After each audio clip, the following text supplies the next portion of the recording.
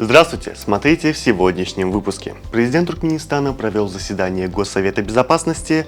Туркменистан и Иран подписали контракт на поставку туркменского газа в Ирак.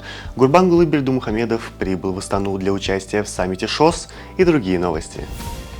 Президент Туркменистана Сердар Бердымухамедов провел заседание Госсовета Безопасности. Обсуждались итоги работы силовых структур за 6 месяцев текущего года. Глава государства подчеркнул важность обеспечения безопасности страны согласно оборонительной доктрине. Министр обороны Бигенч Гундогдеев доложил президенту Туркменистана о подготовке к параду в честь Дня независимости. Генпрокурору поручено усилить профилактику преступлений, активно вести агитационно-просветительскую деятельность в данном направлении. На заседании Госсовета также были рассмотрены ряд других вопросов. Сегодня утром национальный лидер туркменского народа Гурбангулы Бердымухамедов прибыл с рабочим визитом в Астану для участия в саммите Шанхайской организации сотрудничества. В международном аэропорту Астаны председателя Халк Маслихаты встретили официальные лица. Днем в Астане состоялась церемония открытия памятника великому туркменскому поэту и мыслителю Махтумкулу Ифраги. В торжественном мероприятии принял участие и Гурбангулы Бердымухамедов. Открытие памятника приурочено к 300-летнему юбилею со дня рождения Фраги. Монумент высотой около 8,5 метров изображает поэта в полный рост. Туркменистан и Иран подписали контракт на поставку туркменского газа в Ирак. Согласно достигнутым договоренностям, Туркменистан будет ежегодно поставлять до 10 миллиардов кубометров газа в Ирак через территорию Ирана по схеме СВАП. Для обеспечения поставок планируется расширить газотранспортные инфраструктуры.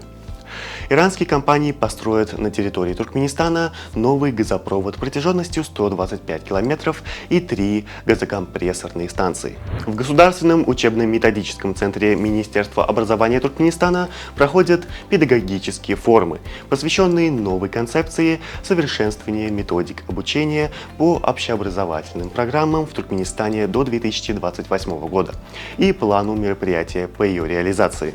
На ТНТ вышел очередной выпуск развлекательной программы «Музыкальная интуиция», где одним из участников стал 26-летний Эзис Акмухамедов из Туркменистана. Молодой человек выступил под 8-м номером, удивив звездных гостей своим талантом.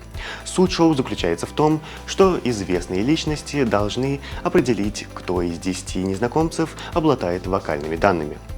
Акмухамедов блестяще исполнил кавер-версию хита группы One Republic «Apologize», подтвердив предположение жюри.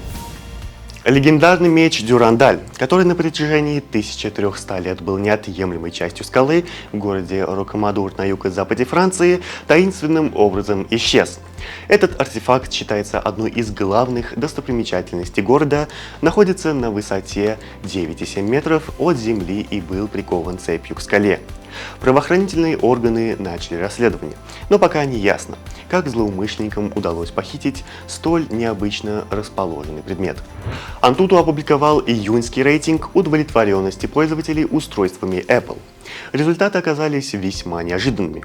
Ни один из актуальных iPhone не вошел в топ-10. Лидером рейтинга стал iPad Pro 2, выпущенный в 2017 году.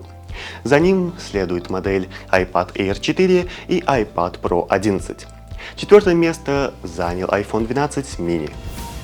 В чемпионате Туркменистана по футболу официально открылось трансферное окно. Клубы могут заявить новых игроков до 29 июля. Ожидается, что особенно активными на трансферном рынке будут Аркадак и Алтынасыр, которым предстоит участие в соревнованиях АФК этой осенью. 11 июля Федерация футбола Туркменистана проведет собрание с руководителями и главными тренерами клуба высшей лиги. В рамках мероприятия состоится жеребьевка первых этапов Кубка Туркменистана, матчи за Суперкубок, а также объявлен календарь 3 и 4 кругов чемпионата. На сегодня это все. Желаю вам хорошего завершения дня. Увидимся завтра. И не забывайте, что Туркменпортал ваш самый надежный источник новостей.